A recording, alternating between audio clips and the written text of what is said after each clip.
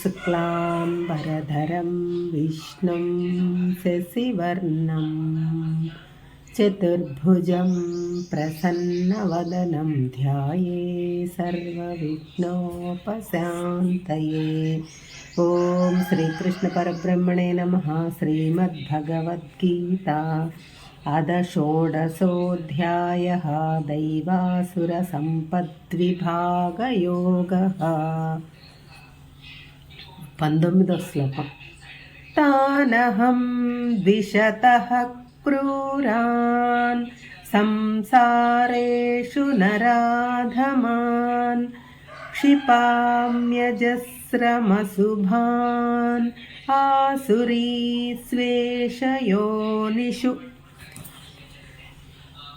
పైన చెప్పినట్టు ఆసురీ సంపద కలవారి పట్ల భగవంతుని విధానం ఎలా ఉంటుంది అని ఈ శ్లోకంలో చెబుతున్నారు. ద్విషతః అంటే భేదబుద్ధి కలవారు, ఇతరులలో ఉన్న ఆత్మస్వరూపుడైన పరమాత్మను ద్వేషించేవారు. అంటే ఇతరులను తక్కువగా చూడటం, భేదబుద్ధితో చూడటం, కించపరచటం, కోపించటం, ద్వేషించటం పరమాత్మను ద్వేషించినట్టే. ఇంకా ఇతరుల పట్ల, ఇతర ప్రాణుల పట్ల క్రూరంగా అమానుషంగా ప్రవర్తించేవాళ్ళు, పాపకార్యములు చేసేవాళ్ళు, పాపకార్యములు చేయవలే అనే చింతన కలవాళ్ళు, అంటే ఇతరులకు హాని చేసేవాళ్ళు, అటువంటి ఊహలు సంకల్పాలు కలవాళ్ళు, ఇటువంటి వాళ్ళు నరాధములు, అంటే నరులలో అధములు అని చెప్పారు కృష్ణుల వారు. ఇంకా అశుభాన్ అంటే వీరి ముఖం చూస్తేనే అశుభం కలుగుతుంది అని ఈసడించుకున్నారు పరమాత్మ. ఎందుకంటే ఇటువంటి వారికి శుభాలు, శుభకార్యాలు అంటే గిట్టవు. ఎల్లప్పుడూ ఇతరులకు అశుభం జరగాలని కోరుకుంటూ ఉంటారు. ఇటువంటి వారంటే నాకు అంటే పరమాత్మకు ఏమాత్రం ఇష్టం లేదు. ఇటువంటి వారిని ఎల్లప్పుడూ సంసారం అనే సముద్రంలోనే పడేస్తాను, లేకపోతే ఆసురీ యోనులలో పుట్టిస్తాను.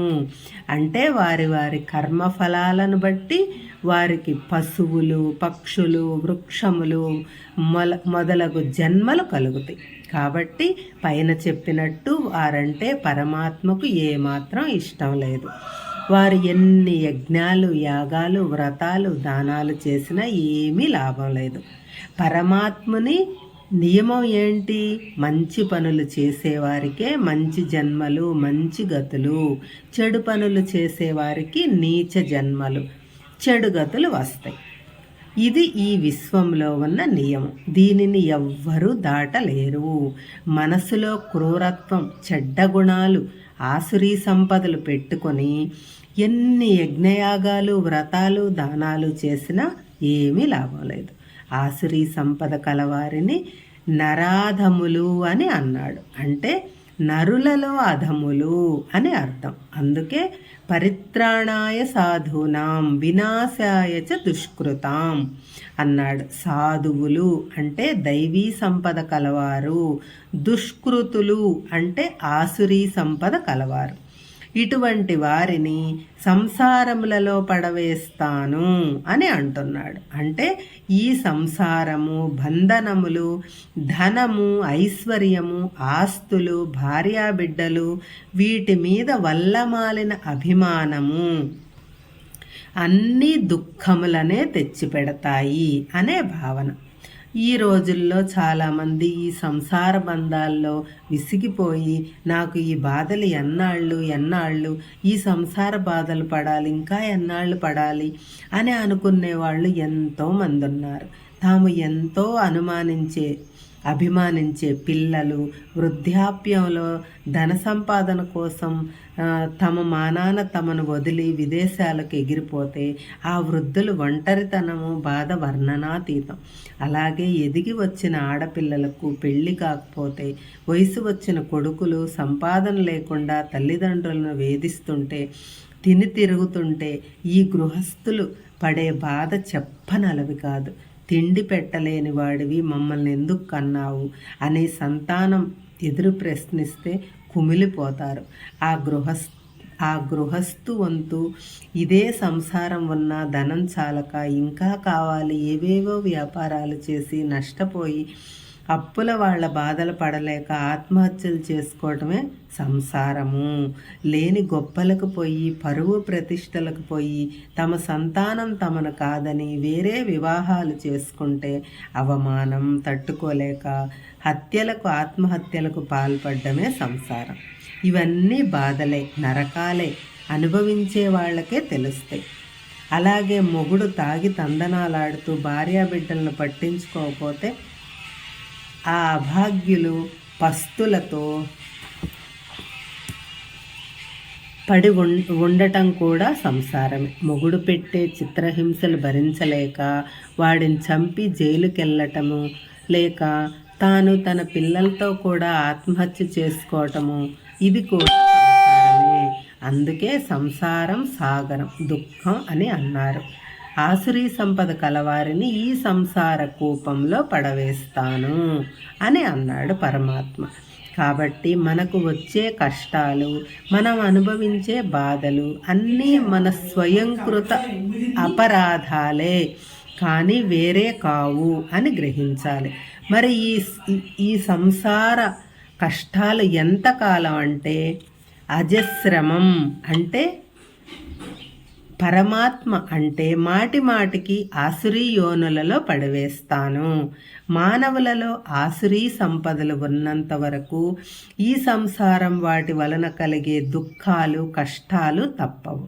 కాబట్టి మానవులలో ఆసురీ సంపదలు తొలగిపోయే వరకు, వారు దైవీ సంపద అలవరుచుకునే వరకు సంసారం తప్పదు. కాబట్టి మానవుల ప్రథమ కర్తవ్యం తమలో ఉన్న ఆసురీ లక్షణాలను వదిలిపెట్టి దైవీ లక్షణాలను సంపాదించుకోవాలి అని పరమాత్మ బోధించారు. 20వ శ్లోకం. ఆసురీం యోనిమాపన్నాః మూఢా జన్మని జన్మని మామప్రాప్యేవ కౌంతేయ తతో యాంత్యధమాం గతిం.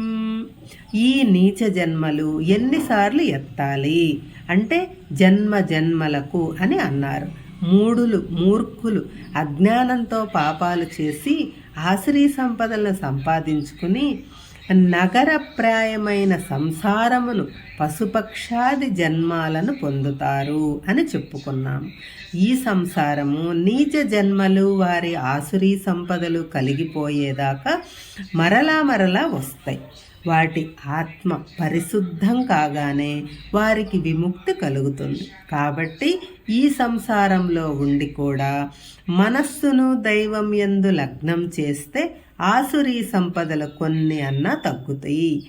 అలా కాకుండా ఈ సంసారంలో పడి ఇంకా ఆసురీ సంపదలను పోగు చేసుకుంటే వారికి ఎన్నటికీ సుఖమైన జన్మ రాదు.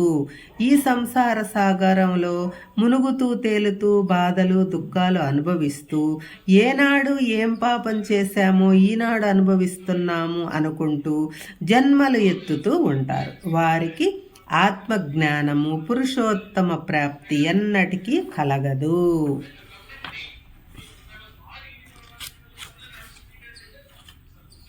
21వ శ్లోకం. త్రివిధం నరస్యేదం ద్వారం నాశనమాత్మనః కామః క్రోధస్తథా లోభః తస్మాదేతత్రయం త్యజేత్. కోరికలు అవి తీరకపోతే కోపం వస్తుంది. అంతా నాకే కావాలి, లోభము, ఈ 3 వికారాలు నరకమునకు ద్వారముల వంటివి. మానవుని ఈ 3 గుణాలు సర్వనాశనం చేస్తాయి. కాబట్టి ప్రతి మానవుడు ఈ 3 గుణాలను వదిలిపెట్టాలి. ఈ శ్లోకంలో పరమాత్మ స్వర్గం, మేడ్ ఈజ్ అనే సులభమైన పదాన్ని గురించి వివరించారు. ప్రతి మానవుల్లో 3 వికారాలు ఉంటాయి. అవే కోపము, కోరికలు, లోభము. ముందు కోరిక కలుగుతుంది, అది తీరకపోతే కోపం వస్తుంది. కోరిక తీరితే తీరిన కోరికతో కలిగిన లాభం మరొకడికి చెందకూడదు అనే లోభం కలుగుతుంది. ఈ 3 వికారాలు ఒకదానితో ఒకటి పెనవేసుకొని ఉంటాయి. ఈ 3 వికారాలు మానవుని నరకానికి ద్వారాల వంటివి. ఇక్కడే నరకం అంటే దుఃఖం, తీరని వేదన, బాధ. నరకం చూపిస్తున్నావురా బాబు అనటం మనం వింటూనే ఉంటాం. వివిధ రకములైన దుఃఖములను, బాధలను, వేదనలను మూలము ఈ కోరికలు, కోపము, లోభము.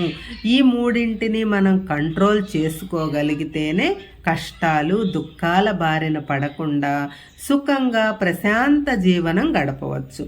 అటువంటి వారికి భూలోకమే స్వర్గం అవుతుంది. దానినే భూతల స్వర్గం అని అంటారు. సుఖం సులభంగా దొరకాలంటే ఇంతకంటే మరొక మార్గం లేదు. అలా కాకుండా ఎప్పుడూ కోరికలతో, కోపంతో, లోభంతో సతమతమయ్యే వారికి నిత్యం నరకం కనపడుతుంది. భూలోక నరకం అంటే ఇదేనేమో, కాబట్టి స్వర్గ నరకాలు ఇక్కడే ఉన్నాయి అని అనుకుంటే కామక్రోధ లోభాలు అనే నరక ద్వారాలు శాశ్వతంగా మూసివేసి సత్వగుణము అనే స్వర్గ ద్వారాన్ని తెరచిపెట్టుకోవటం అందరి మానవుల కర్తవ్యం. కాబట్టి ఈ మా బతుకులు ఇంతే, మేము బాగుపడము, ఏనాడు చేసిన పాపమో ఈనాడు అనుభవిస్తున్నాము అనుకుంటూ బాధపడే కంటే మనలో ఉన్న కామక్రోధ లోభాలను అనే దుర్గుణాలు వదిలిపెడితే సుఖం దానంతటదే అత్యంత సులభంగా మనలను వరిస్తుంది. ఇది ఎవరికి వారే ఆలోచించుకోవాల్సిన విషయం. మనకు స్వర్గ సుఖాలు కావాలో, నరక ద్వారాలు తెరవాలో మన చేతిలోనే ఉంది అంటున్నాడు పరమాత్మ. హరే కృష్ణ.